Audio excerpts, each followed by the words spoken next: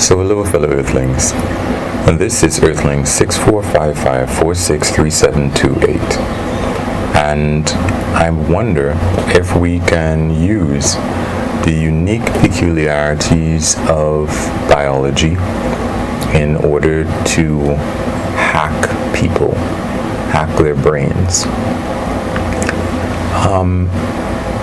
We know that, in a way we try to do that haphazardly using lithium and other drugs to help people to overcome the bipolar symptoms or schizophrenia. I think that's what lithium is used for.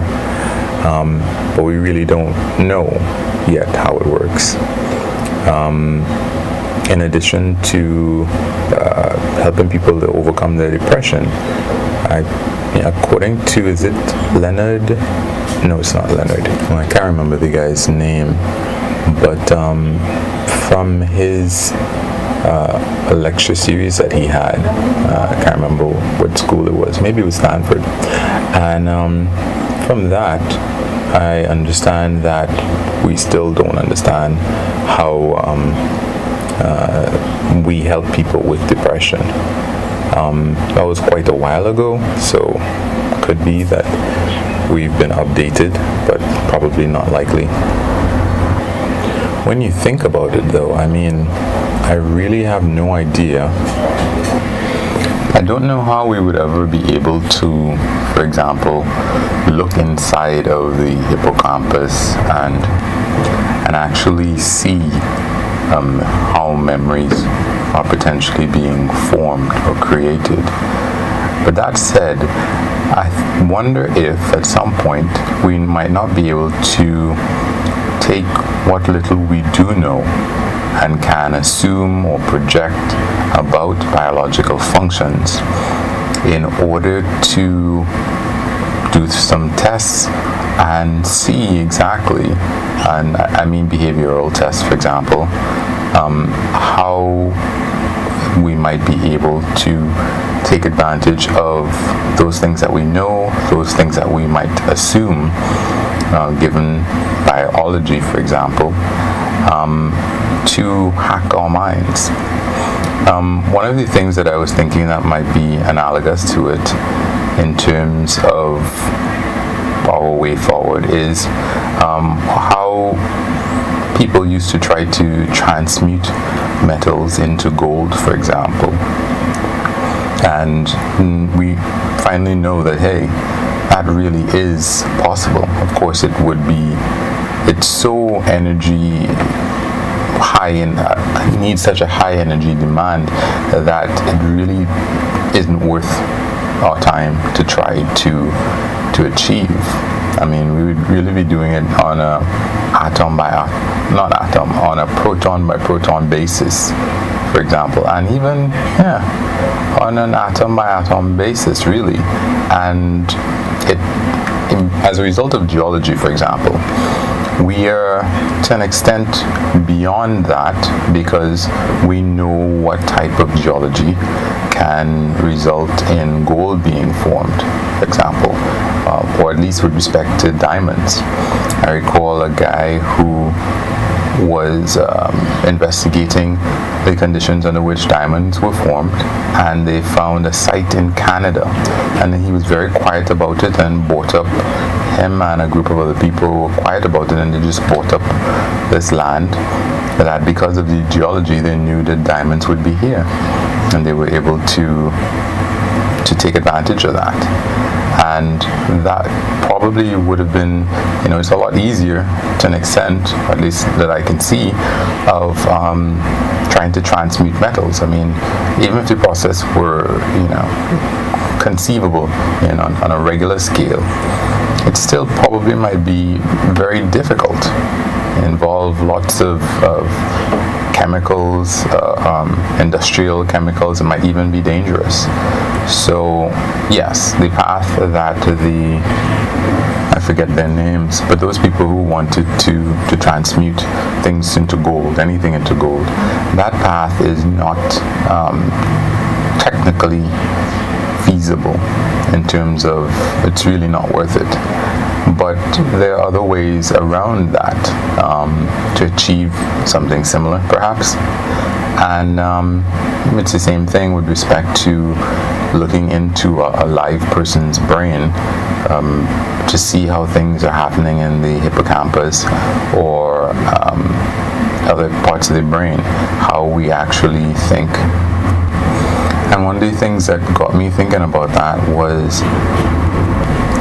the idea that sometimes in the face of incontrovertible evidence, we still hold on to ridiculous beliefs. I can think personally of, to me, the things. For me, I understand the temptation not to, and the whole desire not to want to believe what somebody else is saying and just to continue with what we were doing. I just remembered a friend was telling me that, hey, you're trying to lose weight by running, etc., but you might just end up eating more, so you have to look out about that. And I was angry, and I thought it was stupid what he was telling me. And of course he was right.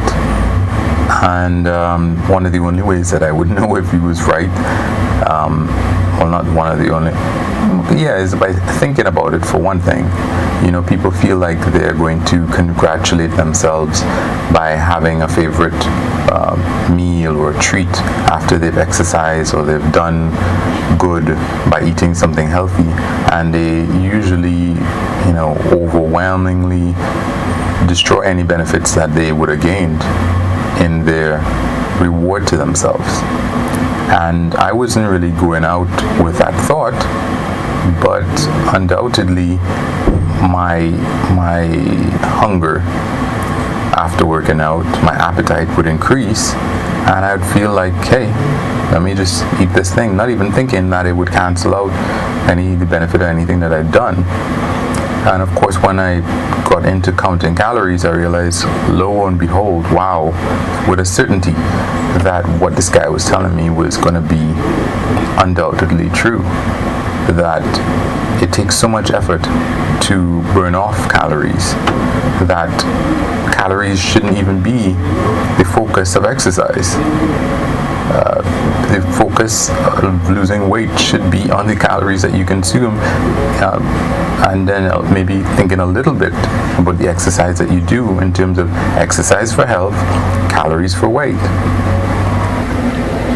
On the alternate side, of course, is the idea that I remember that a friend of mine, she put me in I feel that she put me in a unreasonable situation, and I think maybe someone had brought a TV for her, and she said she didn't want it or something like that, and I thought, hey, let's move it from here to there.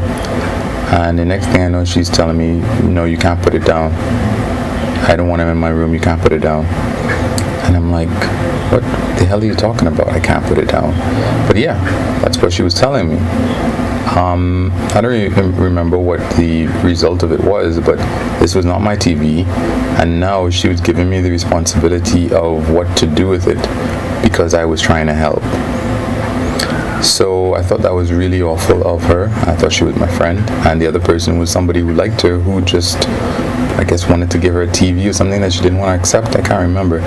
But at the end of the day, I was really going to carry this for a while in terms of the way that I spoke to her and the way that I interacted with her.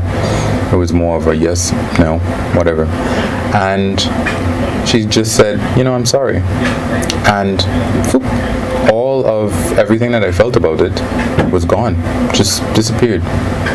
And it's the same thing, with problems that I was having with my girlfriend.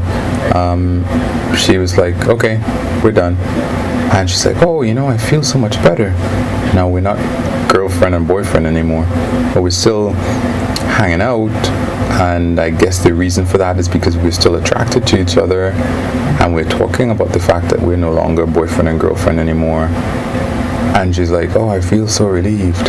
It's like a weight has been lifted off my shoulders. And I was like, yeah, you're right. That's true. And having feelings like that, the way that you can switch those off and on, and the other ones, my friend is telling me, hey, this might not be a good idea, and I'm just resistant, and how could you even bring that up? Do you think I'm stupid? All these feelings that made me ignore the point that he was saying. So I think that there is something that, if we take a harder look at biology to see how we can perhaps use what we know to explain these things and move beyond that would be pretty interesting. So anyway, wish me lucks. You can like or unlike, comment, subscribe, and or share, LUCSS. And of course, it's not preferred, but you can do nothing. Peace.